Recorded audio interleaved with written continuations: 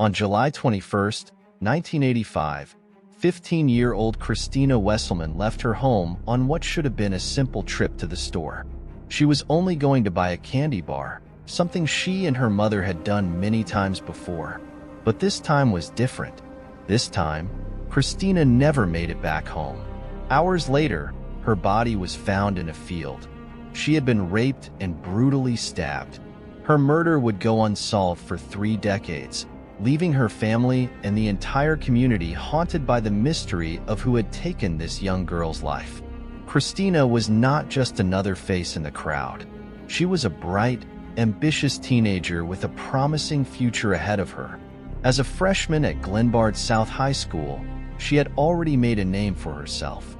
She wasn't just popular, she was admired. She had a warm and friendly personality, the kind of girl who left a lasting impression on everyone she met. Her peers saw her as a leader, electing her as the president of her freshman class. She was an athlete, always pushing herself to do better, and she had dreams of making something of herself. She shared a special bond with her mother, Sandra Wesselman, who described Christina as an independent yet loving daughter. They enjoyed spending time together, and on that summer day in 1985, they had planned to watch old movies after Christina returned from her quick trip to the store. As Christina left, her mother called out to her, a simple but heartfelt farewell. "Be careful, princess. I love you." Those would be the last words she ever spoke to her daughter. Christina's neighborhood was considered safe, a place where kids walked freely and families knew each other. The path she took that day, a well-worn shortcut through a field, was used by countless children in the Valley View subdivision. It was the kind of place where violence felt distant, almost unthinkable. But as Christina walked home, she unknowingly stepped into the path of her killer. Her family would never see her alive again. That night, when she didn't come home, panic set in. Her mother reported her missing, and the community held its breath, hoping for good news. But the next morning, those hopes were shattered. Christina's body was found in the very field she had walked through so many times before. The discovery sent shockwaves through their community. A quiet suburban town had suddenly become the scene of a nightmare, and the question on everyone's mind was the same. Who could have done this? The answer to that question would not come for another 30 years. For decades, her case remained unsolved. Her mother, Sandra, made a silent vow that she would never let the search for Christina's killer be forgotten. But as the years passed and leads went cold, it seemed that justice might never come. Christina Wesselman was more than a victim. She was a daughter, a friend, a young girl with dreams and aspirations. She had her whole life ahead of her, but in a single moment, all of that was stolen from her. And while the world moved forward, one family remained trapped in time, waiting for answers. But sadly, Christina's life took a tragic turn, one no one expected. If you're new to the channel, welcome. As a police officer, I investigate some of the most brutal, complex, and seemingly impossible cases, uncovering the truth behind them. Make sure to subscribe and like the video so you never miss a story. Today's investigation takes us to Glen Ellen, Illinois, a quiet suburban town located just outside of Chicago. Known for its tree-lined streets, tight-knit community, and peaceful neighborhoods, it's the kind of place where violent crime is rare. Christina Wesselman's last known movements seemed so normal that no one could have imagined how the day would end. At the Jewel food store, witnesses saw Christina as she made her purchase. She bought her candy and left, presumably heading back home. But somewhere along her way back, something terrible happened. Time passed, an hour, then another. The minutes dragged on, and Sandra began to feel uneasy. Christina wasn't the kind of girl to wander off without telling her mother where she was going. At first, Sandra tried to push away her worries. Maybe Christina had stopped to chat with a friend. Maybe she had lost track of time. But as the afternoon stretched into evening, worry turned to fear. Sandra began calling Christina's friends, asking if anyone had seen her. But the answer was always the same. No, they hadn't. She retraced her daughter's likely route in her mind, trying to come up with a logical explanation, but nothing made sense. She checked the clock again. It was getting late. Too late. By nightfall, desperation took hold. Sandra could no longer deny what she had felt in her gut for hours. Something was wrong. She picked up the phone and dialed 911. When the call came in, officers took the report seriously. A missing teenage girl wasn't something to ignore, and Christina's sudden disappearance didn't sit right. She wasn't the type to run away. There was no known reason for her to vanish. The police immediately began searching, focusing on the well-traveled shortcut between the store and her home. If Christina had made it out of the store, she had to be somewhere along that path. The search continued into the night, but there was no sign of her. Neighbors helped, flashlights cutting through the darkness as they scoured the area, calling Christina's name. But there was only silence. Then, the next morning, the truth was uncovered in the worst possible way. At around 11 a.m. on July 22nd, DuPage County Sheriff's Detective Kevin Buchholz was searching the area when he made a disturbing discovery. In a field of chest-high weeds, not far from a row of backyards, Christina's body was found. She was lying on her side as if she had simply fallen asleep. But the reality was far worse. She had been raped and stabbed 8 times in the chest. A shoelace was wrapped around her neck, a sign of the brutality she had suffered. Her clothes were partially removed. The murder weapon was nowhere to be found. And one more detail stood out. Her pearl ring was missing. It was clear that whoever had done this had taken something from her, perhaps as a trophy. News of the discovery were heard all over Glen Ellyn. People who had never locked their doors suddenly felt unsafe in their own homes. Parents, who had once let their children roam freely, now kept them close. The idea that Christina had been attacked in broad daylight, in a place so familiar, made the crime even more terrifying. Sandra Wesselman was inconsolable. The moment the police came to her door, she knew. She had held on to hope that Christina would come home, but deep down, she had already felt the truth before they even spoke the words. Her daughter was gone, and the nightmare was just beginning. The investigation into Christina's murder began immediately. Detectives combed the crime scene for evidence. They interviewed witnesses, hoping that someone had seen something, a strange car, an unfamiliar face. But leads were scarce. The days turned into weeks. The weeks turned into months. And then, years. Christina's murder remained unsolved. It became one of the most infamous cold cases in DuPage County, a case that haunted both law enforcement and the community. For Sandra Wesselman, the pain never faded. She had lost her daughter, and worse, she had no answers. What had happened in those final moments? Who had taken Christina's life? And why? For 3 decades, the truth remained just out of reach. But even as the years passed, one thing remained constant: Sandra's promise. She had vowed never to let her daughter's case be forgotten.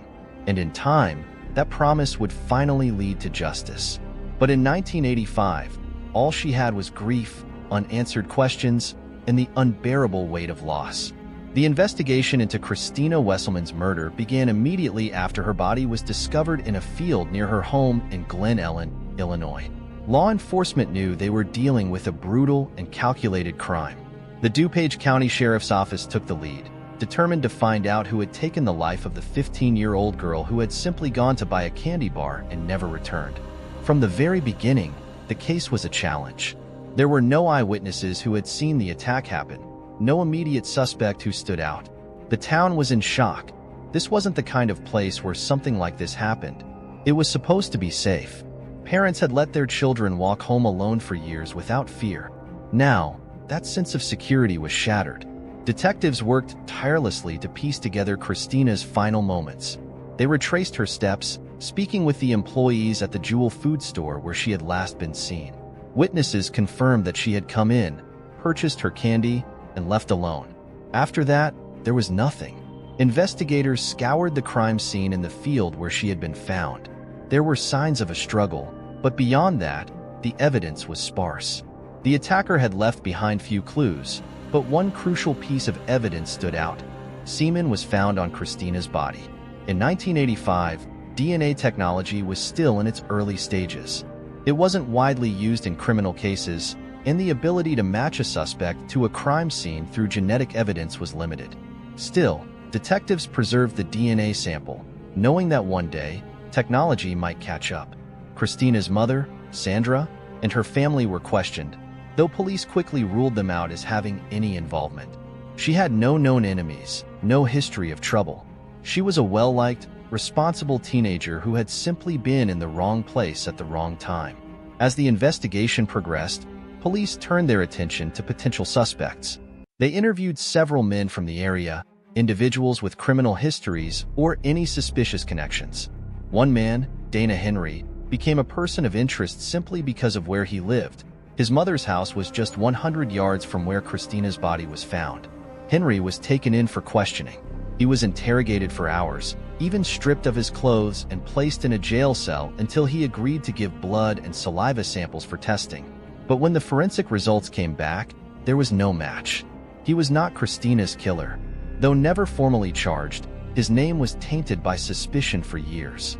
The accusation followed him long after detectives moved on. Months passed with no answers. Detectives ran down hundreds of leads, searching for anything that could crack the case open. They even checked pawn shops, hoping to locate Christina's missing pearl ring, which had been taken from her body. If they could find the ring, maybe they could find the killer. But the ring was never found. More years went by, and the case went cold. The Wesselman family was left without closure, forced to live with the terrible reality that Christina's killer was still out there. In 2000, there was renewed hope. By then, DNA analysis had become a powerful tool in criminal investigations.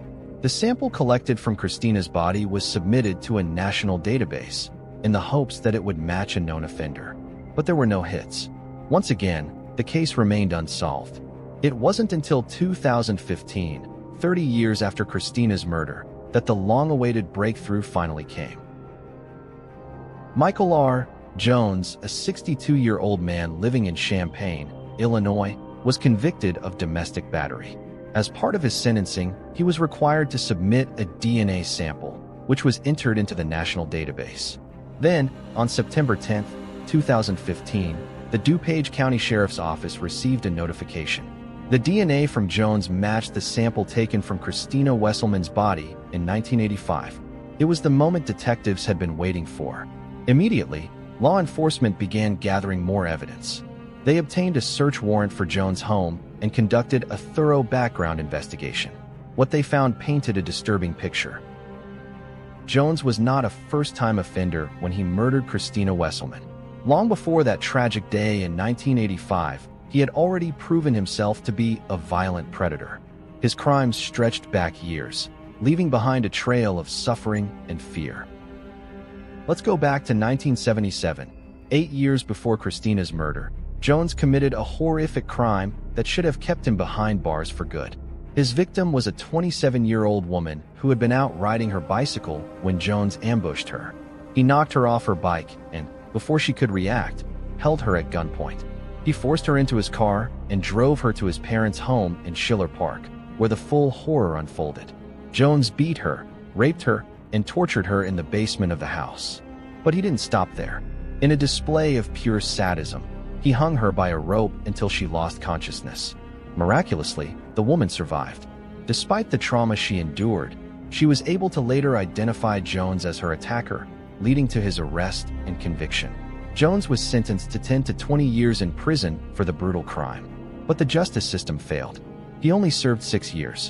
In 1983, he was released on parole, despite the clear threat he posed to society. Had Jones remained in prison, Christina Wesselman would still be alive. But the system that was supposed to protect people from violent offenders let him go, and just 2 years later, he struck again. After Christina's death, Jones moved to Champaign and continued living a normal life. He worked as a handyman, blending in with the community. He was never suspected, never connected to the case, until the DNA match in 2015 finally exposed him as the killer. Armed with forensic evidence, detectives moved quickly. On September 18, 2015, police arrived at Jones' home with an arrest warrant. They took him into custody and charged him with 2 counts of murder and 1 count of aggravated criminal sexual assault. When confronted, Jones denied everything. He claimed he had never even been to Glen Ellen.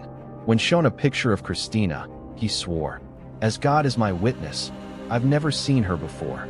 But the DuPage County State's Attorney Robert Berlin made it clear that this was no longer just an unsolved mystery. It was a solved case. For 30 years, the pain and grief and fear felt by the Wesselman family and the entire community has never gone away, Berlin said. Today, we are one step closer to obtaining the full measure of justice that they so richly deserve. Jones was denied bail and remained in custody as prosecutors prepared their case. For decades, the identity of Christina's killer had remained unknown. The case had gone cold. Her mother, Sandra, had spent years wondering if she would ever see justice for her daughter. Now, with Jones behind bars, that moment was finally within reach. But the fight wasn't over yet. The legal process still lay ahead, and the Wesselman family would have to relive the nightmare of Christina's murder in court. But this time, they had something they had never had before: answers. The man responsible for Christina's death had been found. And after 30 years of waiting, the wheels of justice were finally turning. The trial of Michael Jones was set to be one of the most important in DuPage County's history. For Christina's mother, Sandra Wesselman, the wait for justice had been excruciating. She had buried her daughter in 1985, never knowing who had done it. Now, she would finally face the man responsible. The prosecution came prepared with an overwhelming amount of evidence, particularly the DNA match, the strongest forensic proof possible. They also highlighted Jones' disturbing history of sexual violence. They told the jury about his 1977 conviction for kidnapping, raping, and torturing a woman. He had knocked her off a bike, dragged her to his parents' home, and brutally assaulted her. Jones had been sentenced to 10 to 20 years for that crime, but he only served 6. And 2 years after his release, he murdered Christina Wesselman. The defense had little ground to stand on. The DNA evidence was undeniable. Still, they tried to challenge its reliability, questioning whether the sample could have been mishandled.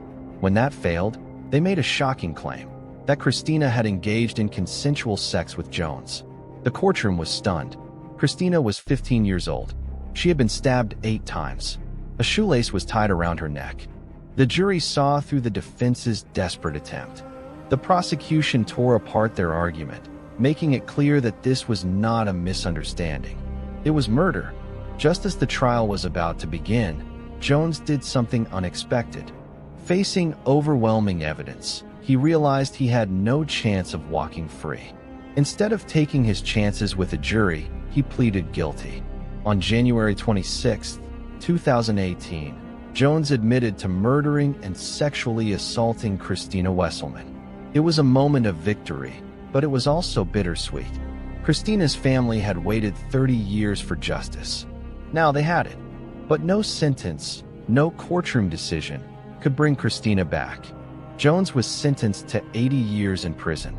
Judge George Bacalles did not hold back in his words. He described Jones as evil incarnate, a true predator who had terrorized women for decades. Christina's mother addressed the courtroom after the sentencing. "It's a joyful day and a very sad day," she said. "We will always miss Christy." Her voice was strong, but the pain was still there. No amount of time could erase what had been stolen from her family. Jones was sent to Western Illinois Correctional Center. He would never be free again. His parole date was set for September 16, 2095, a date he would never live to see. Christina's murder had shaken the Glen Ellen community. For years, people feared the unknown killer who had taken a young girl's life in broad daylight. The case also highlighted the failures of the justice system. Jones should have never been free in 1985. If he had served his full sentence for his 1977 rape conviction, Christina would still be alive. The 2002 DNA law, which required felons to submit DNA, was what finally brought Jones to justice. Without it, he might have never been caught. It reinforced the power of forensic science. DNA evidence had done what years of investigations could not. Christina Wesselman was not just a victim. She was a daughter, a friend, an athlete, a leader. She had dreams, a future. She should have lived. For 30 years, her case remained unsolved. But her mother never gave up. and neither did the investigators who worked tirelessly to bring her justice.